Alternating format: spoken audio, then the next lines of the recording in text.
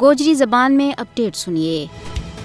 بھارتی غاصب حکومت اپنے زیر تسلط جموں کشمیر میں آزادی کی مقدس اور ہمگیر تحریک نہ دبان واسطے اپنا ترکش کو ہر تیر آزما رہی ہے۔ نہتا عوام کے خلاف چھاپا، محاصرہ، گرفتاری، قید و بند کی صعوبت، مکانہ اور جائیداد کی ضبطی، چادر تے چار دیواری کا تقدس کی پامالیت ہر تیڑا کو معمول ہے۔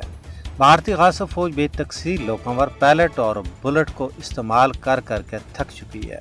دوجے پاسے بھارت کشمیر میں تہذیبی طور پر لوگوں نہ تباہ کرنے کی کوششوں میں مصروف ہے۔ ان کا مذہبی معاملات میں مداخلت کی جا رہی ہے، انہاں پر ہندوتوا ایجنڈو مسلط کی جا رہی ہے۔ لیکن اتنا ظلم و جبر اور قتل و غارت گری کو بازار کر کے بھی ہندوستان کشمیری آزادی پسند عوام کا ہمالیائی جذبہ نہ کمزور کرنا ناکام ہو گیا ہے۔ بہادر و غیور کشمیری حریت پسند گزشتہ 74 وریاں تو برہمن سامراج کا پنجہ استبداد تو خلاصی حاصل کرنے واسطے مسلح قابض افواج نال برسری پیکار۔ ایک پاسے دہشت گرد بھارتی فوج جدید اور مہلک اسرائیلی اسلو تانیاں کھڑائیں تو دوجے پاسے نہتا کشمیری ہتھاں پتھر لے کے انہاں کو مقابلہ کر رہے ہیں۔ اتنا جبر کے باوجود ان کا پائے استقلال ماں ذرا برابر کمی نہیں آئی، بلکہ ہر چڑھتا دین کے نال انہاں کا ایمانی جذبات و احساسات ماں پارو بادو ہوتو جا رہے ہیں۔ انہاں کا دلہ ماں بھارت کے تئیں نفرت اور انتقامی جذبو پروان چڑھ رہا ہے۔ البتہ یہ اقوام متحدہ اور انصاف پسند دنیا کی غفلت اور بے حسی کو نتیجہ ہے